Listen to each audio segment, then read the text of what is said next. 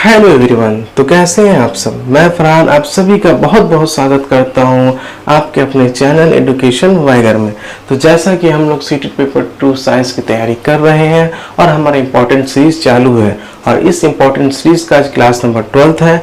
इस पर हम लोग साइंस में केमिस्ट्री का important chapter physical change and chemical change, भौतिक चेंज और रासायनिक परिवर्तन को हम एक ही वीडियो में यहाँ पे देखने वाले हैं और साथ ही साथ इस चैप्टर से पूछे गए प्रीवियस क्वेश्चन को भी डिस्कस करने वाले हैं।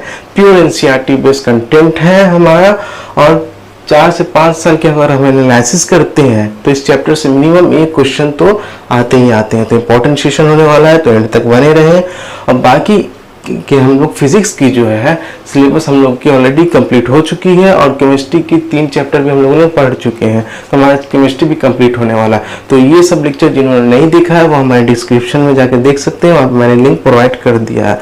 और किसी को भी किसी तरह का डाउट है या क्वेश्चन पूछना है या कोई टॉपिक नहीं समझ में आया है तो मैंने अपना इंस्टाग्राम ID लिंक में डाल दिया है डिस्क्रिप्शन में, तो आप वहाँ से भी जाके मुझ पर मैसेज कर सकते हैं। तो सेशन के एंड तक बने रहें, आज का सेशन इंपॉर्टेंट होने वाला है। तो सेशन को स्टार्ट करने से पहले आप सभी से रिक्वेस्ट है कि सेशन को लाइक कर दें, सब्सक्राइब कर दें और ज़्यादा से ज़्यादा इस सेशन को शेयर करें कि जो लोग भी सीटेट पेपर 2 साइंस की तैयारी कर रहे हैं उनको ये लेक्चर वहाँ उनके तक पहुँच जाए। बहुत कम समय बना हुआ है तो सीरियस हो जाए, आखिरी वक्त है, अच्छे से पढ़ाई करें।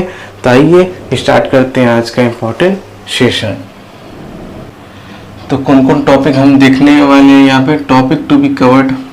तो सबसे पहले जो हम यहाँ पर फिजिकल चेंज देखेंगे, भौतिक परिवर्तन।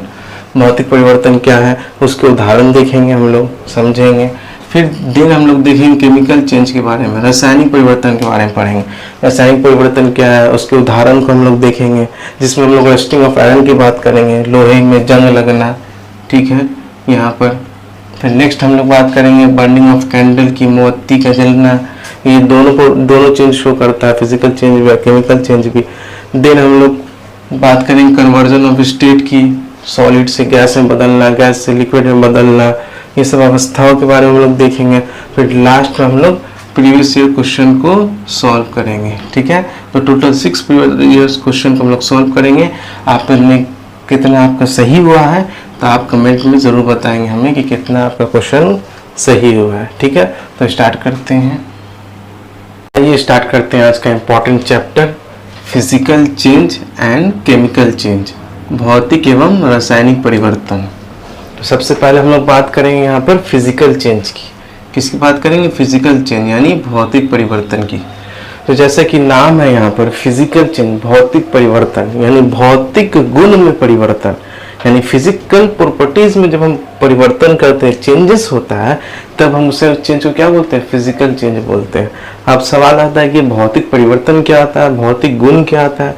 तो किसी भी पदार्थ में या ऑब्जेक्ट में उसके शेप, आकार, साइज, उसका माप, उसकी स्टेट, फिजिकल स्टेट यानी सॉलिड है कि लिक्विड है कि गैस है, या कलर, इन सब जो प्रॉपर्टीज होती है, गुण होती है, इसे हम लोग कहते हैं फिजिकल प्रॉपर्टीज। क्या कहते हैं? भौतिक गुण। तो इसी भौतिक गुण में जब चेंजेस देखने को मिलता है, उसी चेंज को, उसी परिवर्तन को हम लोग क्या कह देंगे? फिजिकल चेंज कह देंगे, यानी भौतिक परिवर्तन कह देंगे। क्या कर देंगे? भौतिक परिवर्तन। जैसे मैंने एक पेपर लिया, पेपर को मैंने 2 भाग में फाड़ दिया, तो ये क्या हो गया हमारा? पहले एक पेपर को 2 भाग में फाड़ दिया तो उसका क्या हो गया? शेप में चेंज हो गया, यानी साइज में, यानी आकार में चेंज हो गया। तो ये कैसा चेंजेस हो गया? ये हो गया हमारा भौतिक परिवर्तन, यानी भौतिक चेंज हो गया ये, ठीक है। अब जैसे मैंने बर्फ लिया, बर्फ को हीट कर दिया, अब वो पानी में बदल गया। तो पहले वो सॉलिड था, अब वो लिक्विड हो गया, ठोस था, द्रव हो गया। तो ये क्या हो गया? उसके स्टेट में चेंज हो गया, परिवर्तन हो गया। तो ये क्या हो गया हमारा?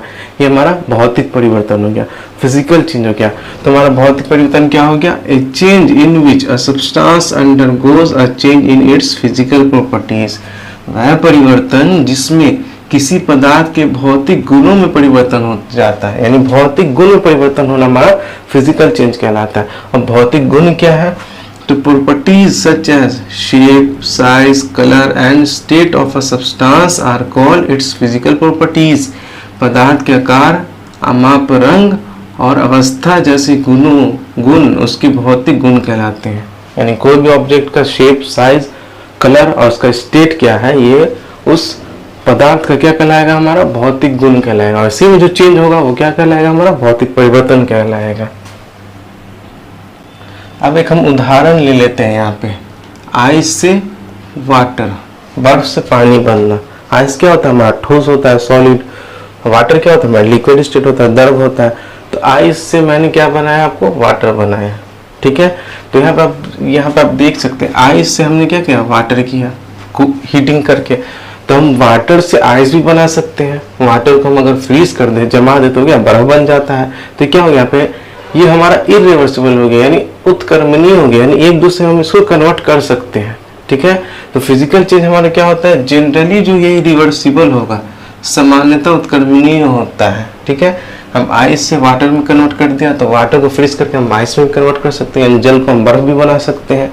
अब एक सोचने वाली बात है, आइस हमारा क्या है, इसका केमिकल कंपोजिशन अगर देखा जाए तो ये भी H2O है, ये भी तो पानी ही है। और जब पानी बनता है तो ये भी क्या है, पानी ही है।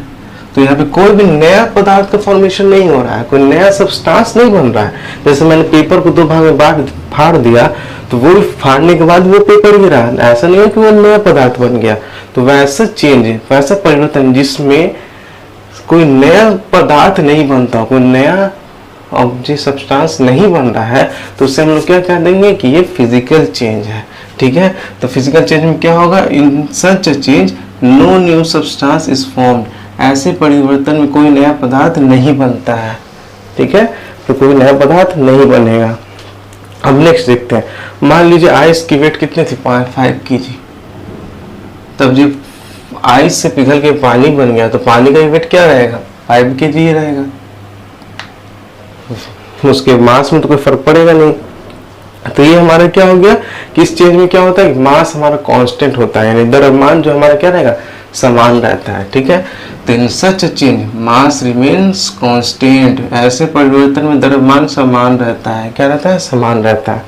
अब फिजिकल चेंज का हम उदाहरण देख लेते हैं।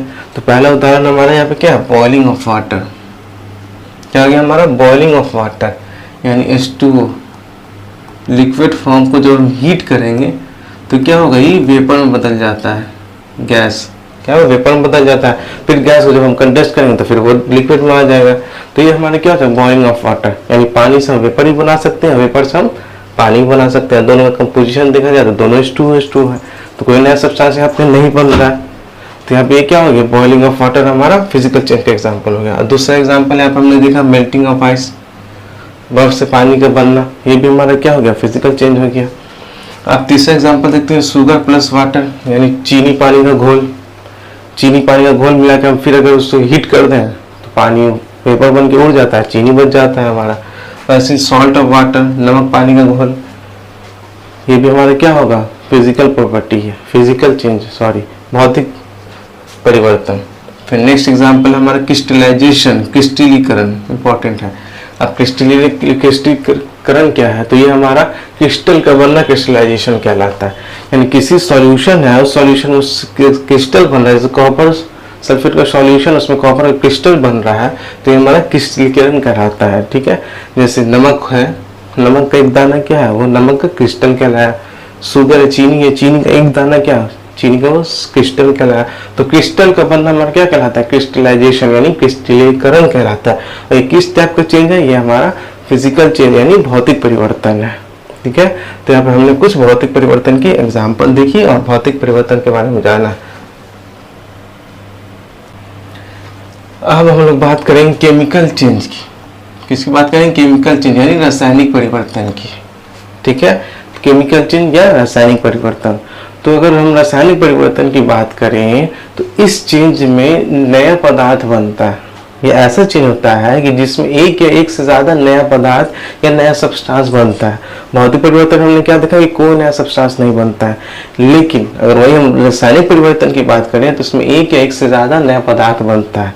और इसे हम लोग केमिकल रिएक्शन भी कहते हैं, रासायनिक अभिक्रिया भी इसको हम कह सकते हैं, ठीक है। जैसे दूध से दही बनना, क्या किया हमने, मिल्क से दही बनाया, मिल्क से कर्ड, दूध से दही बनाया।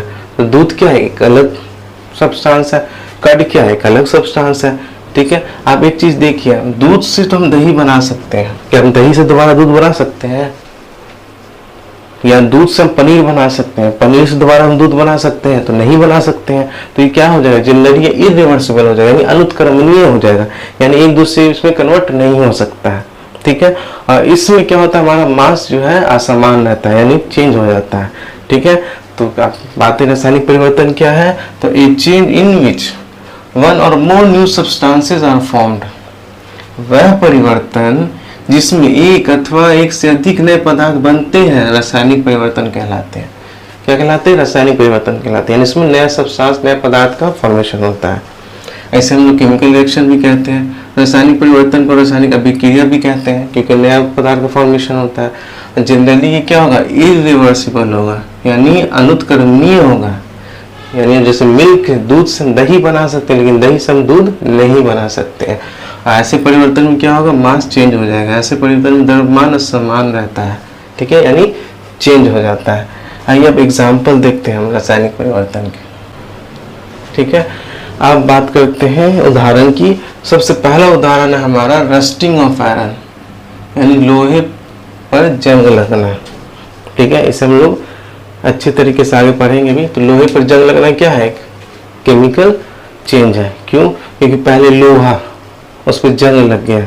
ठीक है, तो नया कंपाउंड का फॉर्मेशन हो गया, उस पर तो नया सब्सटेंस बन गया, रस्ट। ठीक है, अब उससे हम फिर लोहा बना भी नहीं सकते हैं। ठीक है, तो ये हमारा क्या हो गया, रस्टिंग ऑफ आयरन एग्जांपल हो गया। ये हम बात करें रैपनिंग ऑफ फ्रूट की, फल का पकना।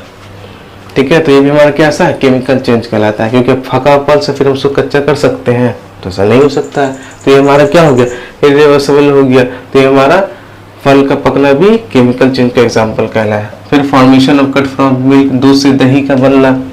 ठीक है, ये डाइजेशन ऑफ फूड, भोजन का पाचन, यानी हम लोग जो खाना खा रहे हैं, जो पच रहा है, वो भी हमारा क्या है, केमिकल चेंज है। ऐसा तो नहीं कि जो हम खा रहे हैं वही चीज निकल रहा है, ऐसा भी नहीं होता है। ठीक है, तो ये क्या है, हमारा रासायनिक परिवर्तन हो गया। ठीक है, अब फिफ्थ एग्जाम्पल हमारा बर्निंग ऑफ मैग्नीशियम रिबन, यानी मैग्नीशियम रिबन का जलना। ये क्या है हमारा, तो इसकी रिएक्शन को हम लोग को देखना होगा, समझना होगा। तो बर्निंग का मतलब क्या होता है, किसी भी कंपाउंड, मेटल या एलिमेंट या कंपाउंड हम क्या करते हैं, ऑक्सीजन के प्रेजेंस में रिएक्ट करते हैं, यानी ऑक्सीजन होता है एयर में। ठीक है, तो जब मैग्नीशियम को बर्न करते हैं तो ऑक्सीजन के प्रेजेंस में, एयर के प्रेजेंस में करेंगे, तो क्या होगा, मैग्नीशियम, हमारा मैग्नीशियम ऑक्साइड बनाता है। ठीक है, ऑक्सीजन से रिएक्शन करेंगे तो क्या बनेगा, ये हमारा मैग्नीशियम ऑक्साइड बनेगा, और हीट निकलता है और लाइट निकलता है। क्या निकलता है, हीट और लाइट। और लाइट कैसा होता है, Darjeeling white flame, white colour का जो है चमकता हुआ लाइट देखने को मिलता है इस रिएक्शन में। इंपॉर्टेंट रिएक्शन है। तो मैग्नीशियम ऑक्सीजन के साथ रिएक्शन करें, क्या बनाता है, मैग्नीशियम ऑक्साइड, और उसमें हीट और लाइट निकलती है। रोशनी कैसी होती है, ब्राइट लाइट निकलती है। ठीक है, और इसी मैग्नीशियम ऑक्साइड को जब हम वाटर से रिएक्शन करा देते हैं तो यहाँ पे हमारा मैग्नीशियम हाइड्रोक्साइड बनता है। ठीक है, इसी को हम अगर वाटर से रिएक्शन करा देंगे तो क्या बन जाएगा, हमारा मैग्नीशियम हाइड्रोक्साइड बन जाएगा। हाइड्रोक्साइड यहाँ पे क्या, बेसिक नेचर का हो जाएगा, यानी क्षारीय प्रकृति हो जाएगा। और मैंने क्या बताया था कि मेटल एंड नॉन मेटल में कि क्षारीय प्रकृति होगा, तो यानी क्या करेगा, रेड लिटमस को ब्लू लिटमस में कन्वर्ट कर देगा, लाल लिटमस को नीले लिटमस में ये बदल देता है। क्यों, क्योंकि बेसिक नेचर का होता है, क्षारीय प्रकृति का होता है। और ऐसे भी जो मेटल होता है हमारा, वो हमेशा बेसिक ऑक्साइड बनाता है। क्या बनाता है, बेसिक ऑक्साइड बनाता है। और अगर नॉन मेटल होगा, अधातु होगा, तो वो जनरली एसिडिक ऑक्साइड बनाता है। ठीक है, तो यहाँ पे हमने बात करी रासायनिक परिवर्तन की, और इसके एग्जाम्पल देखते हैं। नेक्स्ट एग्जाम्पल देखते हैं रासायनिक परिवर्तन के। कॉपर सल्फेट सॉल्यूशन को, कॉपर सल्फेट का सॉल्यूशन हम लेते हैं, जो कैसा होता है, ब्लू कलर का होता है, नीला कलर का। तो उसमें जब हम आयरन डालते हैं, लोहा यानी कांटी डालते हैं, तो क्या होता है, हमारा आयरन सल्फेट सॉल्यूशन बन जाता है, जो कि ग्रीन कलर का होता है, और कॉपर में मिलता है जो ब्राउन डिपॉजिट होता है। इसी रिएक्शन से ऐसे समझते हैं कि कॉपर सल्फेट का सॉल्यूशन, यानी कॉपर CuSO4, ये क्या हो गया, हमारा कॉपर सल्फेट का सॉल्यूशन हो गया, जो कि कौन कलर का था, ब्लू कलर का। ठीक है, इससे हमने क्या किया, आयरन को डिप कर दिया, आयरन को डुबा दिया। तब क्या होगा कि आपने रिएक्टिविटी सीरीज पढ़ा होगा, तो रिएक्टिविटी सीरीज में क्या होता है, हमारा आयरन जो है वो कॉपर से ज्यादा रिएक्टिव होता है, यानी लोहा जो है वो तांबा से ज्यादा रिएक्टिव होता है। इसीलिए क्या करेगा, ये आयरन जो है कॉपर को रिप्लेस कर देगा, डिस्प्लेस कर देगा, विस्थापन कर देगा। तो क्या हो जाएगा हमारे यहाँ पे SO4 हो जाएगा और कॉपर मिल जाएगा। ठीक है, ये हमारा डिस्प्लेसमेंट रिएक्शन कहलाता है कि more reactive metal displacement less reactive metal. ठीक है, तो यहाँ पे क्या हो जाएगा, हमारा ब्लू था तो ये ग्रीन कलर का हो जाएगा सॉल्यूशन, यहाँ पे इस पे क्या हो जाएगा, ब्राउन कलर डिपॉजिट हो जाएगा कॉपर पे। तो यहाँ पे क्या हो रहा है, एक नया सब्सटेंस का फॉर्मेशन हो रहा है, यहाँ पे कुछ था, यहाँ पे कुछ नया सब्सटेंस बन गया, यहाँ पे कलर भी चेंज हो गया। तो ये हमारा क्या कहलाया, रासायनिक परिवर्तन का ये उदाहरण हो गया। ये क्या, केमिकल चेंज हुआ, क्यों, क्योंकि उसमें नया पदार्थ का फॉर्मेशन हुआ, नया सब्सटेंस का फॉर्मेशन हुआ। ठीक है, तो यहाँ पे ये हमारा एक एग्जाम्पल हो गया। ऐसे हमारा नेक्स्ट एग्जाम्पल है रासायनिक परिवर्तन का विनेगर। विनेगर हम लोग जानते हैं जिसमें एसिटिक एसिड मौजूद होता है, उसे जब हम बेकिंग सोडा से रिएक्शन कराते हैं, बेकिंग सोडा का फॉर्मूला होता है सोडियम हाइड्रोजन कार्बोनेट। ठीक है, जब हम उसका रिएक्शन बेकिंग सोडा से कराते हैं तो हमें कार्बन डाइऑक्साइड मिलता है और अदर सब्सटेंसेस मिलता है, जैसे वाटर वगैरह मिलता है। तो ये भी हमारा क्या है, पहले विनेगर था, बेकिंग सोडा था, उससे क्या एक नया सब्सटेंस फॉर्मेशन हो गया। तो ये हमारा फिजिकल चेंज यानी रासायनिक परिवर्तन कहलाता है। और CO2 यहाँ पे कार्बन डाइऑक्साइड गैस निकलता है जब ये दोनों में रिएक्शन होता है। विनेगर के एसिटिक एसिड के फॉर्मूले की बात करें तो ये होता है हमारा CH3COOH, और सोडियम हाइड्रोजन कार्बेट की बात करें ये हमारा हो गया सोडियम हाइड्रोजन कार्बोनेट। जब इसके रिएक्शन कराते हैं तो हमें मिलता है CO2 और H2O और भी सब्सटेंस मिलते हैं। ठीक है, तो मेनली यहाँ पे हमें क्या ध्यान रखना है कि कार्बन डाइऑक्साइड गैस मिलता है। ठीक है, अब कार्बन डाइऑक्साइड गैस जो मिलता है, अब इसका टेस्ट कैसे करेंगे, हम जानेंगे कैसे कार्बन डाइऑक्साइड गैस रिलीज हुआ। तो कार्बन डाइऑक्साइड गैस की रिलीज को टेस्ट करने के लिए हम कार्बन डाइऑक्साइड को जो है लाइम वाटर से, इससे लाइम वाटर से रिएक्शन कराते हैं। ठीक है, चूने के पानी से रिएक्शन कराते हैं, जिसका फॉर्मूला क्या होता है CaOH2, कैल्शियम हाइड्रोक्साइड, इसे याद रखना है। तो कार्बन डाइऑक्साइड को हम क्या करेंगे, लाइम वाटर, चूने के पानी से रिएक्शन कराते हैं तो हमें क्या मिल जाता है, कैल्शियम कार्बोनेट CaCO3 और वाटर मिल जाता है। क्या मिल जाता है, वाटर मिल जाता है। तो जब कार्बन डाइऑक्साइड को हम चूने के पानी से पास कराते हैं या रिएक्शन कराते हैं तो हमें क्या होता है, कैल्शियम कार्बोनेट मिलता है। क्या मिलता है, कैल्शियम कार्बोनेट मिलता है। ठीक है, जिससे चूने का पानी क्या है, दूधिया हो जाता है, मिल्की कलर का हो जाएगा चूने का पानी। तो इससे हमें पता चल जाता है कि इसमें क्या है, कार्बन डाइऑक्साइड गैस है। तो इससे हम लोग कार्बन डाइऑक्साइड को टेस्ट कहते हैं। ठीक है, तो इसे हमें याद रखना है। तो ये क्या हो गया, हमारा रासायनिक परिवर्तन का एग्जाम्पल हो गया। ठीक है, अब एक इंपॉर्टेंट नोट की बात करें, बर्निंग ऑफ कैंडल की, यानी मोमबत्ती का जलना। तो अगर मोमबत्ती के जलने की बात करें तो इसमें दोनों चेंजेस देखने को हमें मिलते हैं। हमें फिजिकल चेंज, भौतिक परिवर्तन भी देखने को मिलता है और केमिकल चेंज, रासायनिक परिवर्तन भी देखने को मिलता है। ठीक है, तो अगर हम मेल्टिंग ऑफ वैक्स की बात करें, आपने मोमबत्ती जलते हुए देखा होगा, तो मेल्टिंग ऑफ वैक्स यानी मोम जो पिघलता है तो हमारा कैसा चेंज है, फिजिकल चेंज यानी भौतिक परिवर्तन है। क्या है, भौतिक परिवर्तन। आपने देखा होगा कि मोम पिघल के फिर मोम बनने लगता है, तो ये क्या हो गया, हमारा कोई नया पदार्थ का फॉर्मेशन नहीं हो रहा है। तो ये हमारा क्या होता है, फिजिकल चेंज, भौतिक परिवर्तन हो गया। वहीं बर्निंग ऑफ थ्रेड की बात करें यानी धागे का जलना, तो ये हमारा क्या कहलाएगा, केमिकल चेंज कहलाता है, यानी रासायनिक परिवर्तन कहलाता है। ठीक है, या कोई पेपर को आप जलाते हैं और राख में कन्वर्ट हो जाता है, क्या आप राख से फिर पेपर बना सकते हैं, नहीं। तो ये क्यों चेंज हो गया, हमारा रासायनिक परिवर्तन हो गया। तो बर्निंग ऑफ कैंडल, मोमबत्ती के जलना की बात करें तो ये दोनों चेंज शो करेगा, भौतिक परिवर्तन भी, रासायनिक परिवर्तन भी। मोम का पिघलना भौतिक परिवर्तन कहलाएगा, धागे का जलना रासायनिक परिवर्तन कहलाएगा। तो इसे हमें याद रखना है। नेक्स्ट टॉपिक है हमारा रस्टिंग ऑफ आयरन, लोहे में जंग लगना। ठीक है, इस टॉपिक को हमने मेटल एंड नॉन मेटल में ही पढ़ा था, लेकिन इसको यहाँ पे हम लोग डीपली समझेंगे। रस्टिंग ऑफ आयरन, लोहे में जंग लगना। तो होता क्या है कि आप लोहे को, लोहा जो है जब मॉइस्चर के, नमी के कांटेक्ट में जब आता है तो होता क्या कि हमारे मॉइस्चर में क्या है, वाटर भी है, ऑक्सीजन भी है। ठीक है, तो ये क्या होता है, जब लोहा डायरेक्ट इसके मॉइस्चर के कांटेक्ट में आता है तो उस पर क्या हो जाता है, रेडिश ब्राउन रस्ट, यानी लोहे पर भूरे रंग की पत्रकी पदार्थ का परत चढ़ जाता है, उसमें लेयर चढ़ जाता है रेडिश ब्राउन रस्ट का, जिसे हम लोग क्या कहते हैं, रस्ट कहते हैं, यानी जंग कहते हैं। ठीक है, और इस प्रोसेस को हम लोग क्या कहते हैं, रस्टिंग ऑफ आयरन, यानी लोहे में जंग लगना। होता क्या कि आयरन में ऑक्साइड का फॉर्मेशन हो जाता है। ठीक है, तो क्या हो गया हमारा, rusting of iron. Iron, when exposed to moist air for a long time, acquires a coating of a brown flaky substance called rust. लंबे समय तक आर्द्र वायु में रहने पर लोहे पर भूरे रंग की पत्रकी पदार्थ की परत चढ़ जाती है, जिसे हम क्या कहते हैं, जंग कहते हैं। ठीक है, देख सकते हैं यहाँ पे जैसे आयरन मॉइस्चर में क्या है, ऑक्सीजन और H2O है, उस रिएक्शन का क्या क्या है, ऑक्साइड का फॉर्मेशन कर लेता है। ऐसे हम लोग क्या बोलते हैं, रेडिश ब्राउन रस्ट, यानी भूरे रंग का ये लेयर उस पर चढ़ जाता है। आपने देखा होगा लोहे पर जंग लगा हुआ है तो कैसा कलर का होता है, भूरे रंग का होता है, वही इसी को हम लोग जंग या रस्ट कहते हैं। यहाँ पे ये क्या है, आयरन क्या मेटल है, धातु है। धातु का ऑक्साइड कैसा होता है, बेसिक नेचर का होता है, क्षारीय प्रकृति होगा, तो ये क्या करेगा, रेड लिटमस को ब्लू लिटमस में कन्वर्ट कर देगा। ठीक है, तो जहाँ पे रस्टिंग ऑफ आयरन होता है तो वहाँ पे क्या होता है कि हीट निकलता है, कुछ यानी उष्मा निकलती है। तो जहाँ जो रिएक्शन में ये क्या है, अभिक्रिया ही है, ये केमिकल चेंज का एग्जांपल है, केमिकल रिएक्शन है, रासायनिक अभिक्रिया है, तो एक रिएक्शन है, इसमें क्या होता है, हीट निकलता है। ठीक है, तो वैसा रिएक्शन या वैसी अभिक्रिया जिसमें हीट उत्पन्न हो, हीट निकलता हो, तो उस रिएक्शन को हम लोग कहते हैं एक्सोथर्मिक रिएक्शन या उष्माक्षेपी प्रतिक्रिया। तो रस्टिंग ऑफ आयरन हमारा क्या है, यहाँ पर उष्माक्षेपी प्रक्रिया है, क्या है, एक्सोथर्मिक रिएक्शन है। क्यों, कि यहाँ पे हीट रिलीज होता है। ठीक है, अब आपने देखा होगा कि जब किसी लोहे में जंग लगती है तो उसका वेट बढ़ जाता है। ठीक है, तो क्या होता है, जंग लगने के दौरान इन दिस वेट इंक्रीजेस, इसमें भार क्या होता है, बढ़ जाता है।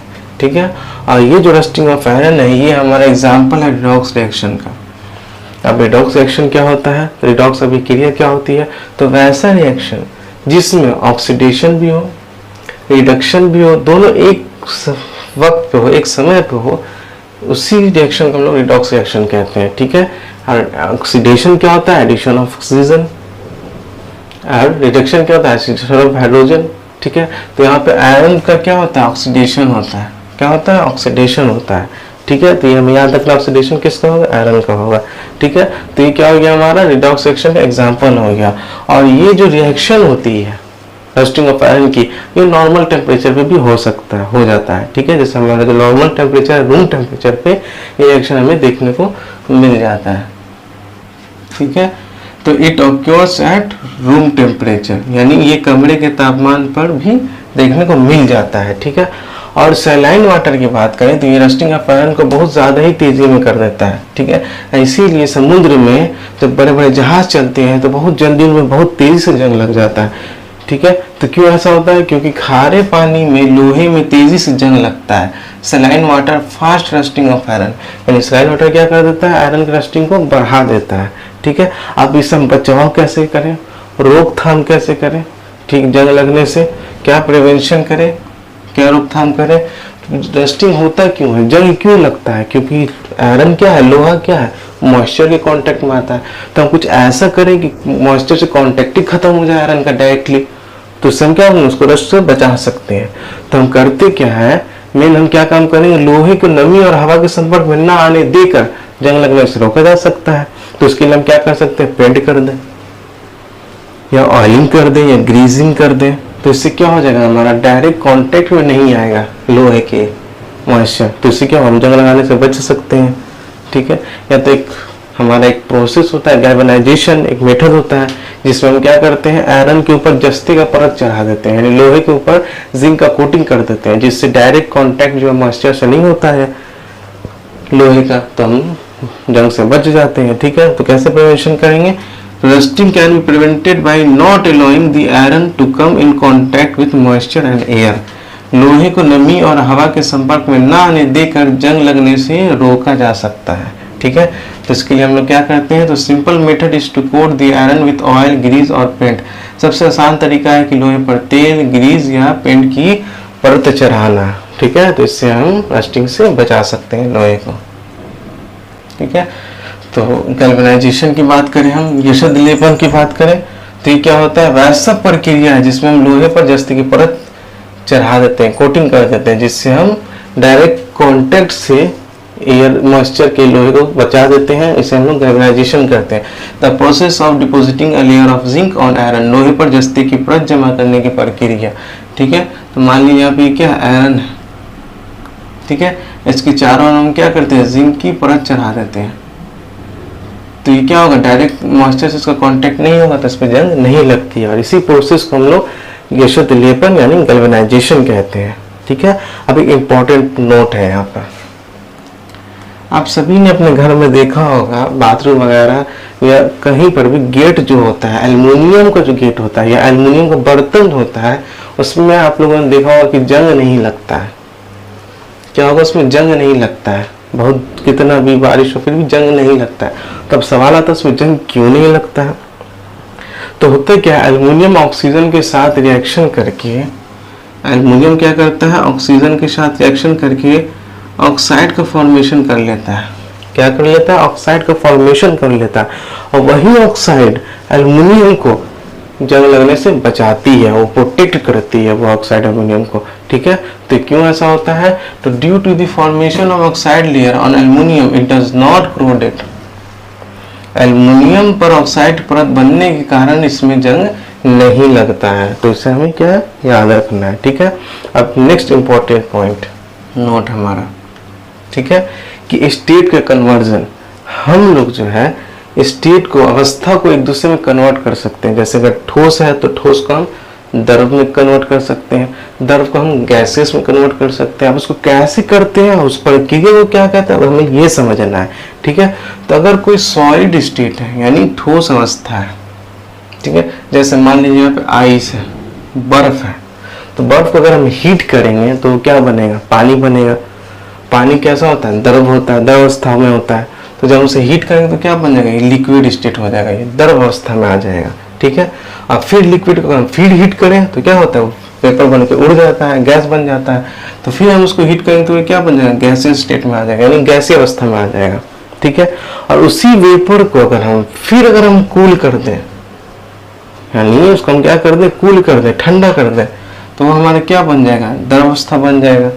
और फिर पानी को हम अगर फ्रीज में रख देते हैं, फ्रीज कर देते हैं, तो वो क्या बन जाता है, सॉलिड बन जाता है, शीतलता बन जाता है, शीतलता कर दिया तो इससे हमें क्या समझ में आया कि हम एक अवस्था और दूसरी अवस्था में कन्वर्ट कर सकते हैं बाय हीटिंग या कूलिंग के मेथड से। ठीक है, अब इस कन्वर्जन को हम क्या कहते हैं, इसे हमें समझना है। तो आइए देखते हैं। ठीक है, तब इस कन्वर्जन को हम क्या कहते हैं, अब इसे हमें समझना है। ठीक है, तब तीन स्टेट यहाँ पे है अवस्था है। पहला है सॉलिड जिसे ठोस कहते हैं, लिक्विड जिसे द्रव कहते हैं, और हमारा गैस है जिसे गैसीय कहते हैं। ठीक है, तब बर्फ से लिक्विड यानी सॉलिड से लिक्विड का बनना है। ठीक है, तब हम वही एग्जाम्पल लेते हैं बर्फ। तो बर्फ से लिक्विड कैसे बनेगा, जब उसे संगलन करेंगे या फ्यूजन करेंगे। क्या करेंगे, फ्यूजन करेंगे या संगलन करेंगे, इसको मेल्टिंग भी कह सकते हैं, मेल्ट करवा देंगे। तो सॉलिड से जब लिक्विड जो बनता है उसे हम लोग फ्यूजन कहते हैं या संगलन कहते हैं या मेल्टिंग भी कह सकते हैं। ठीक है, वही अगर लिक्विड से हम अगर सॉलिड बना रहे हैं, हम लिक्विड से यानी पानी से हम फिर बर्फ बना रहे हैं, तो हमारा क्या कहलाता है, जमना यानी फ्रीजिंग, ऐसे हम लोग सॉलिडिफिकेशन भी कह सकते हैं। ठीक है, जैसे फ्रीजिंग भी कह सकते हैं। ठीक है, तो ठोस से द्रव का बनना संगलन कहलाता है, और द्रव से ठोस का बनना ये जमना कहलाता है। ठीक है, और लिक्विड से गैस का बनना ये वेपोराइजेशन कहलाता है, यानी वाष्पीकरण कहलाता है। लिक्विड को आप हीट करते हैं वो वेपर बन जाता है, इसलिए वेपोराइजेशन कहेंगे, उसको वाष्पीकरण कहेंगे। ठीक है, और गैस से फिर लिक्विड बना देना यानी वेपर से फिर लिक्विड बनाना, ये हमारा कंडेंसेशन कहलाता है। क्या कहलाता है, कंडेंसेशन यानी संघनन कहलाता है। ठीक है, आपने ये चीज ऑब्जर्व किया होगा कि जब आप फ्रीज से बोतल निकालते हैं ठंडे पानी की, तो आपने देखा होगा कि उस बोतल के चारों बूंदा बुलबुला पानी का ये हो जाता है, चारों ओर बोतल को घेर लेता है। तो क्या होता है, ये हमारे एटमॉस्फेयर में क्या वेपर है, वेपर जब वो ठंडे कांटेक्ट में आया तो क्या हो गया, वो हमारा लिक्विड बन गया, तो हमें बोतल पे दिखाई देता है।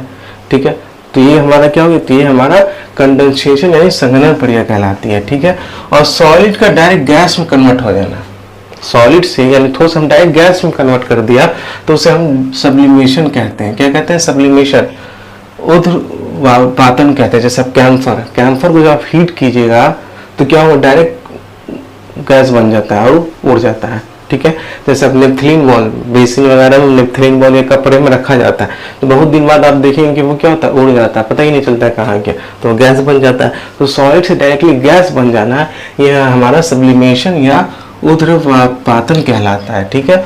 और गैस से सॉलिड बनना है तो ये हमारा डिपोजिशन कहलाता है। क्या कहलाता है? निक्षेपण कहलाता है, ठीक है। तो हम एक अवस्था से दूसरी अवस्था में कन्वर्ट कर सकते हैं, ठीक है, बाय हीटिंग या कूलिंग से। और कन्वर्जन सॉलिड से लिक्विड का बनना फ्यूजन कहलाता है, संघनन कहलाता है, या मेल्टिंग भी कह सकते हैं। लिक्विड से सॉलिड का बनना फ्रीजिंग जमना कहलाता है या सॉलिडिफिकेशन कहलाता है। लिक्विड से गैस का बनना वेपराइजेशन कहलाता है, वाष्पीकरण कहलाता है। गैस से लिक्विड का बनना कंडेंसेशन यानी संघनन कहलाता है। और सॉलिड से डायरेक्ट गैस बनना ऊर्ध्वपातन कहलाता है यानी सब्लिमेशन कहलाता है। और गैस से ठोस का बनना निक्षेपण कहलाता है, ठीक है। तो आइए अब हम सब्लिमेशन के कुछ एग्जाम्पल देखते हैं, उदाहरण देखते हैं हम, ठीक है। तब हम यहाँ पर देखते हैं एग्जाम्पल ऑफ सब्लिमेशन, ऊर्ध्वपातन का उदाहरण। ये हमारा लास्ट टॉपिक है आज के सेशन का, ठीक है। सबसे पहला है कैम्फर। अब कैम्फर को जब हीट करेंगे तो डायरेक्ट गैस में बदल जाता है, ठीक है। फिर हमारा आता है वैसे नेप्थलीन, फिर आता है एंथ्रासीन, फिर आता है अमोनियम क्लोराइड, और नेक्स्ट है हमारा ड्राई आइस यानी सॉलिड CO2। तो ये सब क्या है? हमारा डायरेक्ट सॉलिड से गैस में बदल जाता है, तो इसे हम लोग कहेंगे ऊर्ध्वपातन। इसी का हमने उदाहरण देखा, ठीक है। तो यहाँ पे हमारा कंटेंट यहाँ पे खत्म हो गया। तो आइए अब इस चैप्टर से पूछे गए प्रीवियस ईयर क्वेश्चन को हम डिस्कस करते हैं, जिससे हमें पता चले कि किस टाइप के क्वेश्चन इस चैप्टर से पूछे जाते हैं एग्जाम में। तो हमारा पहला क्वेश्चन है यहाँ पर, Which row of the following table correctly matches the term with the respective process of state changes? यहाँ पे स्टेट चेंजेस की बात हो रही है यानी अवस्था की परिवर्तन की बात हो रही है, और यहाँ पे हमें fill in the blanks मिलान करना है। क्या करना है? मिलान करना है, ठीक है। तो यहाँ पे बताना है हमें करेक्टली मैच कौन है यहाँ पे, ठीक है। तो पहला यहाँ पे क्या है? गैस से तरल यानी गैस से लिक्विड बनना। तो मैंने आपको क्या बताया था? गैस से लिक्विड बनना क्या कहलाता है? कंडेंसेशन कहलाता है, संघनन कहलाता है, ठीक है। तो यहाँ पे इवेपोरेशन कराना, वाष्पीकरण, तो ये तो होगा नहीं, ये भी नहीं होगा। वाष्पीकरण होता है कि तरल से गैस का बनना यानी लिक्विड से गैस का बनना वाष्पीकरण कहलाता है, तो ये तो होगा नहीं, तो कंडेंसेशन होगा। अब आगे बढ़ते हैं। लिक्विड टू सॉलिड क्या कहलाता है? मेल्टिंग या पिघलना।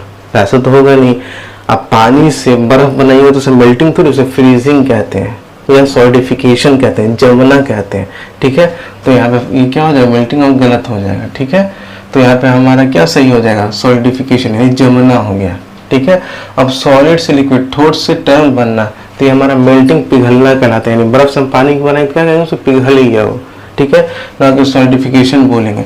तो यहाँ पे सेकंड ऑप्शन जो है हमारा क्या हो गया? इस क्वेश्चन का करेक्ट आंसर है, ठीक है। तो बी ऑप्शन यहाँ पे क्या हो गया? करेक्ट हो गया, ठीक है। नेक्स्ट क्वेश्चन देखते हैं। अब क्वेश्चन नंबर सेकंड देखते हैं। विच of the following statement is correct? यहाँ पे कौन सा कथन सही है ये हमें पहचानना है। Chemical changes are usually irreversible. रासायनिक परिवर्तन प्रायः अनुत्क्रमणीय होता है। तो ये बात मैंने आपको क्या बताई थी कि सही है। क्यों? कि केमिकल चेंजेस क्या होता है? जनरली इरिवर्सिबल होता है। जैसे दूध का दही बनना, दही से हम दोबारा दूध पर आ नहीं सकते हैं, ठीक है। तो ये हमारा क्या कहलाएगा? केमिकल चेंज कहलाएगा, ठीक है। नेक्स्ट देखते हैं। In a physical change there is always change in state. भौतिक परिवर्तन में सर्वथा अवस्था में परिवर्तन होता है। तो ऐसा जरूरी थोड़ी है कि उसके स्टेट में चेंज हो, उसके शेप में भी चेंज हो सकता है, साइज में भी हो सकता है, कलर में भी हो सकता है। तो यहाँ पे हमारा सेकंड स्टेटमेंट क्या हो जाएगा? रॉन्ग हो जाएगा, ठीक है। तो यहाँ पे क्या हो जाएगा? ए इज ट्रू और बी इज फॉल्स। तो फर्स्ट ऑप्शन जो है हमारा यहाँ पे क्या हो गया? इस क्वेश्चन का करेक्ट आंसर हो गया। नेक्स्ट क्वेश्चन देखते हैं। नेक्स्ट क्वेश्चन है हमारा असर्शन रीजन टाइप क्वेश्चन है, ठीक है। तो अभी कथन हमारा क्या कह रहा है? Burning of piece of paper to produce ash in example of chemical change. कागज के एक टुकड़े का जल कर राख में परिवर्तित होना एक रासायनिक परिवर्तन कहलाता है। तो यह अभी कथन क्या हमारा सही है। क्यों? क्योंकि कागज से राख बना, तो यहाँ पे एक नया सब्सटेंस का फॉर्मेशन हुआ। क्या हम राख से कागज बना सकते हैं? तो नहीं बना सकते। तो ये रिवर्सिबल भी हो गया, अनुत्क्रमणीय भी हो गया। तो ये हमारा क्या कहलाएगा? रासायनिक परिवर्तन कहलाएगा। अब रीजन देखते हैं। Burning of piece of paper is an irreversible change. कागज के टुकड़े को जलना अनुत्क्रमणीय परिवर्तन है। तो ये बात सही है और रीजन भी सही है, क्योंकि हम कागज को जला के राख तो बना सकते हैं, लेकिन राख से हम कागज नहीं बना सकते हैं, ठीक है। तो यहाँ पे both A and R are true हो जाएगा और R is the correct explanation of A हो जाएगा। ए और आर दोनों सत्य है और आर ए की क्या है, सही व्याख्या करता है। ठीक है, तो यहाँ पे ए ऑप्शन इस क्वेश्चन में क्या हो गया, करेक्ट आंसर हो गया। नेक्स्ट क्वेश्चन देखते हैं, identify which of the following are chemical changes, यानी हमें रासायनिक परिवर्तन को पहचानना है। ठीक है, तो जिसमें नया सब्सटेंस का फॉर्मेशन होता है वो हमारा क्या कहलाता है, रासायनिक परिवर्तन कहलाता है। अब वो इरिसिबल होता है, जनरली अनुत्क्रमणीय होता है, ये हमें याद रखना है। तो चांदी के कप का बदरंग होना, ठीक है, टार्निशिंग ऑफ सिल्वर कप। तो आपको मैंने बताया था मेटल एंड नॉन मेटल में कि चांदी जो है जब हाइड्रोजन सल्फाइड के कांटेक्ट में आता है तो सिल्वर सल्फाइड बनाता है। ठीक है, तो सिल्वर सल्फाइड यहाँ पे क्या होता है हमारा, इसमें क्या होता है, ब्लैक कलर का जो हमारे सिल्वर पे जो है परत जम जाता है। ठीक है, जिसको हम लोग कह सकते हैं चांदी के कप का बदरंग होना। ठीक है, तो ये हमारा रासायनिक परिवर्तन कहलाता है, क्योंकि यहाँ पे एक नया पदार्थ सब्सटेंस का फॉर्मेशन करा रहा है। ठीक है, तो इसीलिए यहाँ पे टार्निशिंग ऑफ सिल्वर कप यहाँ पर क्या हो जाएगा, हमारा केमिकल चेंज हो जाएगा। ठीक है, अब सब्लिमेशन ऑफ नैपथलीन बॉल्स की बात की जाए, नैपथलीन के पिंडों के उद्घाटन की बात की जाए, तो ये हमारा क्या है, ये हमारा फिजिकल चेंज कहलाएगा। क्यों, क्योंकि सब्लिमेशन क्या है, यहाँ पे स्टेट चेंज हो रहा है। क्या हो रहा है हमारा, ठोस से डायरेक्ट गैस में, तो गैस हम तो ठोस भी तो बना सकते हैं। तो यहाँ पे ये जो ऑप्शन हमारा क्या हो जाएगा, फिजिकल चेंज हो गया। ठीक है, वहीं अगर हम इलेक्ट्रोलाइसिस ऑफ वाटर की बात करें तो इसमें भी रिएक्शन होता है, केमिकल रिएक्शन होता है, यानी इलेक्ट्रिक करंट को हम केमिकल जब पास करते हैं वाटर से तो वहाँ पे एक रिएक्शन देखने को मिलता है, उसे हम इलेक्ट्रोलाइसिस ऑफ वाटर कहेंगे। तो यहाँ पे भी हमारा ये क्या होगा, रासायनिक परिवर्तन हो जाएगा। नेक्स्ट ऑप्शन देखते हैं, कंडेंसेशन ऑफ स्टीम, भाप का संघनन, तो ये भी फिजिकल चेंज है, यहाँ पे स्टेट चेंज हो रहा है। नेक्स्ट है drying of wire of aluminium, aluminium के तार का रेखन, तो हम एल्युमिनियम से तार बनाए तो तार से फिर उसको वैसे शेप में दोबारा भी ला सकते हैं। तो यहाँ पे कोई नया सब्सटेंस का फॉर्मेशन नहीं हो रहा है, ऐसे भी एल्युमिनियम था, तार बनाए तो भी एल्युमिनियम ही है। तो ये हमारा क्या है, फिजिकल चेंज है। तो यहाँ पे हमारा केमिकल चेंज कौन कौन हो गया, ए और सी। तो यानी यहाँ पे सी ऑप्शन जो इस क्वेश्चन में क्या हो गया, करेक्ट आंसर हो गया। ठीक है, अब नेक्स्ट क्वेश्चन देखते हैं, आज के सेशन का second last question, question number 5, which of the following is a set of chemical changes, निम्न में से कौन सा रासायनिक परिवर्तनों का समुच्चय है, इसमें रासायनिक परिवर्तन हमें पहचानना है। ठीक है, तो दूध में चीनी मिलाना, ठीक है, दूध में चीनी मिलाना, तो ये तो हमारा क्या हो गया, भौतिक परिवर्तन हो गया। फिर हम अगर गर्म कर देते लास्ट में चीनी मिलेगा दूध। ठीक है, सेटलिंग मिल्क इनटू कर्ड, दूध से दही जमाना, हाँ ये हमारा रासायनिक परिवर्तन है। क्यों, क्योंकि दूध से दही बना तो एक नया पदार्थ का फॉर्मेशन हो सब्सटेंस का, और हम दही से दूध बना नहीं सकते, तो ये हमारा क्या हो गया, केमिकल चेंज हो गया। तीसरा है making cottage cheese from milk, यानी दूध से पनीर बनाना। ठीक है, तो दूध क्या है, एक अलग सब्सटेंस है, पनीर क्या है, एक अलग पदार्थ है, तो नया सब्सटेंस बना और हम पनीर से दूध बना भी नहीं सकते हैं, तो ये हमारा क्या हो गया, रासायनिक परिवर्तन हो गया। Making buttermilk from curd, दही से लस्सी बनाना, तो दोनों तो दही भी दही है, लस्सी भी दही है एक प्रकार का, तो ये हमारा क्या हो गया, भौतिक परिवर्तन हो गया। तो यहाँ पे हमारा कौन कौन रासायनिक परिवर्तन हो गया, बी और सी, यानी बी और सी ऑप्शन, यानी बी ऑप्शन यहाँ पे क्या हो गया, इस क्वेश्चन का करेक्ट आंसर हो गया। अब आज के सेशन का आखिरी क्वेश्चन, ठीक है, ये क्वेश्चन हमारा 21 जनवरी 2024 में आया था, यानी इसी साल जो एग्जाम हुआ था 21 जनवरी को। Which of the following statement regarding rusting of iron are true, निम्नलिखित में से कौन सा कथन लोहे में जंग लगने के संबंध में सही। ठीक है, तो क्या होता है, आयरन जब मॉइस्चर के साथ कांटेक्ट में आता है तो ऑक्साइड का फॉर्मेशन करता है। ठीक है, तो it involves a chemical reaction between iron and oxygen, बात सही है, यहाँ पे आयरन ऑक्सीजन का रिएक्शन होता है। ठीक है, तो यहाँ पे ये ऑप्शन तो ठीक है। It is an exothermic reaction, तो आपको मैंने बताया था ये उसमें हीट रिलीज होता है, तो उसमें अपेक्षीय अभिक्रिया है, तो यहाँ पे ये सही हो जाएगा। It can take place at room temperature, तो ये भी मैंने बताया था। ठीक है, it is an reversible reaction, तो ये ऑप्शन तो नहीं होगा। ठीक है, क्योंकि आप जंग से फिर लोहा नहीं बना सकते हैं। ठीक है, तो यहाँ पर डी ऑप्शन जिसमें जिसमें हो तो होगा नहीं, अब बच्चा ए बी सी और बी सी। ठीक है, तो यहाँ पे केमिकल रिएक्शन क्या होता है, सिर्फ आयरन और ऑक्सीजन के बीच सिर्फ नहीं होता है, वहाँ पे मॉइस्चर और वाटर भी मौजूद होता है। ठीक है, तो इसीलिए यहाँ पे ए ऑप्शन यहाँ पे करेक्ट नहीं होगा, ओनली बी और सी होगा। तो बी और सी यानी बी ऑप्शन क्वेश्चन का क्या हो गया, करेक्ट आंसर हो गया। क्योंकि रस्टिंग में आयरन का सिर्फ रिएक्शन ऑक्सीजन के साथ थोड़ी होता है, उसमें मॉइस्चर भी तो प्रेजेंस होता है। ठीक है, इसीलिए बी और सी ऑप्शन यहाँ पे इस क्वेश्चन का क्या हो गया, करेक्ट आंसर हो गया। ठीक है, इसीलिए सेकंड ऑप्शन इस क्वेश्चन में क्या हो गया, करेक्ट आंसर हो गया। ठीक है। तो इसी के साथ यहाँ पे आज का महत्वपूर्ण सेशन यहाँ पे ख़त्म होता है। उम्मीद करता हूँ ये सेशन आप लोगों को पसंद आया होगा। मैंने सीटेट के सिलेबस के अकॉर्डिंगली ये चैप्टर आपको पढ़ाया है और साथ ही साथ इस चैप्टर से 6 प्रीवियस क्वेश्चन को जो हमने डिस्कस भी करा है। प्योर एनसीईआरटी बेस्ड कंटेंट है, एनसीईआरटी पर यहाँ पे कवर्ड है, बेस्ड कंटेंट है, तो गारंटी के साथ मैं कह सकता हूँ इससे बाहर कुछ नहीं आएगा। एक क्वेश्चन इस चैप्टर से तो हर साल आते ही हैं। इस सेशन को, इस कंटेंट को आप लोग रिवाइज करें और 5 साल के प्रीवियस क्वेश्चन को सॉल्व करें। इससे ज़्यादा कुछ करने की ज़रूरत नहीं है, इतना इनफ है। ठीक है, तो आज हमने केमिस्ट्री का चौथा चैप्टर यहाँ पे कवर किया है। सबसे पहले हम लोगों ने कोल एंड पेट्रोलियम देखा, फिर कंबशन एंड फ्लेम देखा, प्रीवियस क्लास हमने मेटल्स एंड नॉन मेटल देखा, आज हमने physical change and chemical change देखा। ठीक है, और फिजिक्स के चैप्टर ऑलरेडी मैंने पूरे कवर करा चुका हूँ, यानी फिजिक्स का सिलेबस ऑलरेडी हमारा कंप्लीट हो चुका है और कुछ दिन में केमिस्ट्री भी यहाँ पे कंप्लीट होने वाला है। तो जिन लोगों ने ये सब लेक्चर नहीं देखा वो हमारे डिस्क्रिप्शन में जाके देख सकते हैं और मैंने लिंक प्रोवाइड कर दिया है। और किसी को भी कोई भी डाउट हो या कोई टॉपिक समझ में नहीं आया हो या किसी तरह की परेशानी है तो मैंने अपना इंस्टाग्राम आईडी डिस्क्रिप्शन लिंक वहाँ पर दे दिया है, आप हमें वहाँ पर भी मैसेज कर सकते हैं। ठीक है, तो सेशन को लाइक करें, सब्सक्राइब करें और ज़्यादा से ज़्यादा सेशन को शेयर करें, क्योंकि सीटेट पेपर 2 साइंस की जो तैयारी कर रहे हैं उन तक ये लेक्चर पहुँच जाए। Thanks for watching. Keep learning and keep smiling.